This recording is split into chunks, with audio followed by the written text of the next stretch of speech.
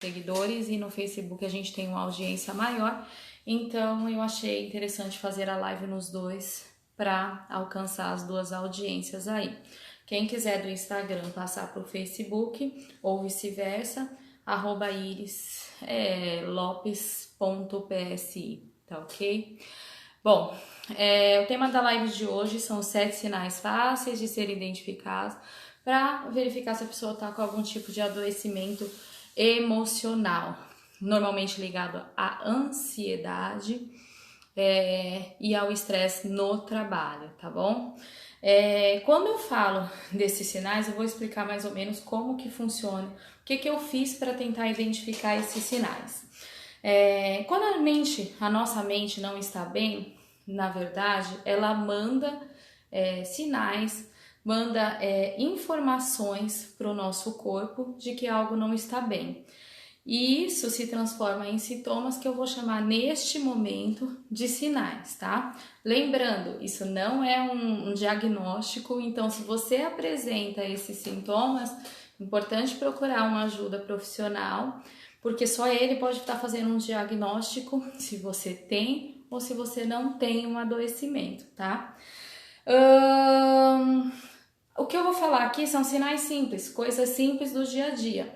Então, o que vai importar muito se você apresenta algum desses sinais é a frequência com que você apresenta. Então, se você apresenta todos os dias sinais como esses que eu estou falando aqui, é importante procurar ajuda profissional, que você pode sim estar com algum adoecimento. Agora, se de repente você apresenta assim, de vez em quando eu me sinto sem energia para trabalhar, aí isso daí já não acontece com muita frequência, então eu já não vou considerar um sinal, ok? Bom, como eu disse para vocês, eu estou em duas câmeras, uma no Facebook e outra no Instagram. Eu acredito que eu olhei para as câmeras certas, então pode ser que eu não olhe exatamente para as câmeras que vocês estão interagindo comigo, tá? Bom, sinal número 1, que quando você se sente sobrecarregado, mesmo quando está de férias, de folga, então você não consegue recarregar a energia para seguir em frente no trabalho. Isso pode ser um sinal que você está com algum adoecimento emocional relacionado ao trabalho.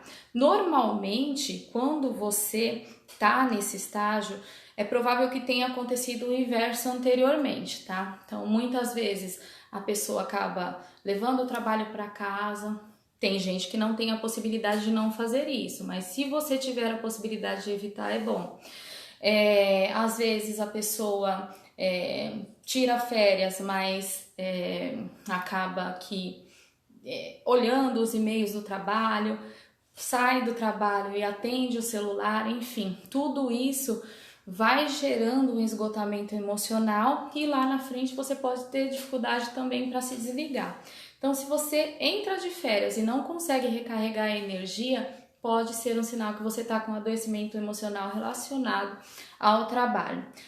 O sinal número 2 que eu coloco aqui é aquele excesso de ansiedade ou depressão. Ou depressão não, baixa energia, né? Eu não vou denominar depressão até para a gente não ter confusão de diagnóstico. Então, quando você está com um excesso de ansiedade relacionado ao trabalho, que é aquela que você não consegue dormir, enfim, que você não consegue seguir em frente por conta dessa ansiedade, ou você está com ou que você está com muito baixa energia, também pode ser um sinal de adoecimento emocional relacionado ao trabalho. Outro sinal número 3, é quando você se sente incompetente para realizar tarefas que você antes realizava com bastante naturalidade. Eu vou citar um exemplo aqui para vocês dessa tarefa. Por exemplo, um motorista. É bem provável que um motorista por profissão, ele dirija muito bem, correto? E ele, nesse estágio do adoecimento, ele pode se sentir incompetente para dirigir. Então, se você fazia as coisas e se sentia muito competente para executar aquelas tarefas e agora você não se sente mais, pode ser que você esteja no estágio de adoecimento também, tá? Sinal número 4 é a ausência, quando você falta muito no trabalho, quando antes você não fazia isso, você deixa muito de ir ao trabalho porque você está adoecido, você se sente doente, mas por outro lado, você não consegue identificar organicamente o que é aquela doença, tá? É diferente, por exemplo, eu estou doente ou estou gripado. Isso a gente consegue identificar organicamente, mas quando você tá com a baixa energia a ponto de faltar no trabalho, se sente doente, não consegue ir e não consegue identificar o porquê, o que é aquela doença, né? Pode ser em relação ao adoecimento emocional relacionado ao trabalho, tá? Sinal número 5 que eu coloquei aqui você sente insônia, você não consegue dormir ou você dorme muito, né? As pessoas às vezes pensam que o sono é só um momento de desligar, né? Quando na verdade o sono ele é extremamente importante porque durante o sono a gente faz o reequilíbrio neuroquímico, né? Então ele é importante para restabelecer a energia para você conseguir seguir em frente no dia seguinte. Então, se você não consegue dormir por conta de situações do trabalho ou sua energia está tão baixa que você dorme demais, isso pode ser sim um sintoma de adoecimento emocional. O sintoma número 6 que eu citei aqui é aquela pessoa que se isola da família e dos amigos. A gente sabe que o adoecimento emocional, ele é um tabu, então muitas vezes a gente tem dificuldade, mesmo quem adoece tem dificuldade de estar falando sobre o processo de adoecimento. Ele tende a acreditar que pode ser mal interpretado. Muitas vezes as pessoas acreditam que o processo de adoecimento ele não pode sentir o que ele sente. Então, isso é complicado e para não ter que explicar tudo isso, ele acaba se afastando dos amigos e dos familiares também. Então, se você começou a se isolar, se você não quer mais interagir com seus amigos, com seus familiares, também pode ser que você esteja adoecida, esteja aí com algum adoecimento emocional, tá? E o sinal número 7 que eu citei aqui é quando a pessoa faz uso de medicamento, droga ou bebida alcoólica para relaxar. É óbvio, né, que não tem problema você no fim de semana tomar uma cerveja com os amigos, tá tudo bem em relação a isso. Mas quando você precisa desse subterfúgio para você relaxar, aí é um sinal de alerta. E não só para o adoecimento emocional relacionado ao trabalho. Isso pode gerar consequências como o alcoolismo, no caso da pessoa que busca o álcool como subterfúgio, né, para fugir da realidade.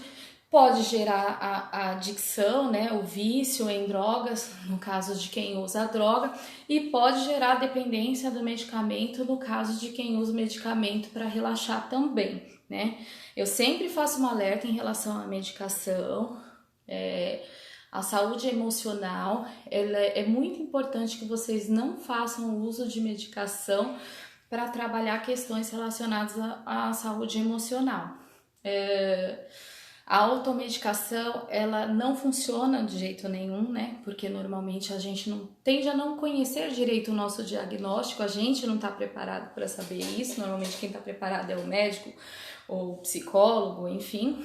Então a gente acaba fazendo uso de medicação e a medicação ela alivia o sintoma, mas se você parar de tomar a medicação, você volta para o processo de adoecimento. Isso vai te gerar mais ansiedade e você vai ficar mais doente. Então tem que tomar bastante cuidado com a automedicação. Eu falei aqui sobre os 7 sintomas. Aí vocês podem falar assim, mas Iris, e se eu apresento tudo isso? O que eu faço? Significa que eu tô doente? Na verdade, é importante que vocês verifiquem isso como sinal de alerta e se de repente se apresenta tudo isso, busca ajuda profissional, né? Aí a ajuda profissional, um psicólogo ou um psiquiatra, ele vai te ajudar no processo de diagnóstico, né? E normalmente esse trabalho ele é feito em paralelo, o psicólogo atuando na causa, no que causou aquele tipo de adoecimento, e o psiquiatra tá tratando aquilo que você está sentindo naquele momento, né? Que são os sintomas. Esse trabalho paralelo faz com que você tenha uma cura mais efetiva. Aí você pode falar também, você citou sintomas simples, pode ser que eu tenha todos esses sintomas, pode ser que você tenha todos esses sintomas, mas que você não esteja doente. Você passou lá no psiquiatra, no psicólogo e você não está doente, né? E aí, o que você faz? Existem aí coisas no dia a dia que podem te ajudar, mas isso é tema para uma próxima live, né? Eu vou citar aqui dois exemplos que são bem interessantes. Um exemplo é, se você está com todos esses sintomas, para aliviar esses sintomas, atividade física e meditação. Recentemente eu fiz uma revisão sistemática, que é uma análise, né, dos estudos científicos que tem no Brasil e no mundo, falando sobre síndrome de burnout.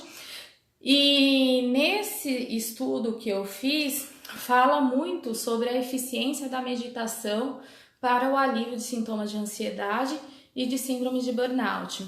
Então, a prática da meditação é um benefício para a saúde imenso, né? E atividade física todo mundo já conhece, sabe que é importante. E também, se eu apresento todos esses sintomas, se você faz um trabalho de psicoterapia, a psicoterapia vai te dar recursos para que você fortaleça o músculo emocional e restabeleça o equilíbrio na sua vida, enfim. Então, o trabalho de psicoterapia, tanto no processo preventivo quanto no processo de tratamento, ele pode ser aí de grande benefício para a sua vida. Acho que é isso, né? Aqui eu tô no Instagram, eu acho, e ali eu tô no Facebook. Alguém quer fazer alguma pergunta?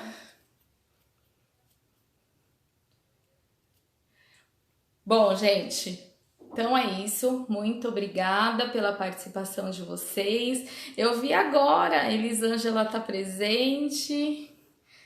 O Eduardo tá presente. Eu não consigo ver, gente. Eu vi que tem mais gente aqui, mas eu não consigo ver quem é que tá. Tá bom? Gente, até mais. Muito obrigada, viu?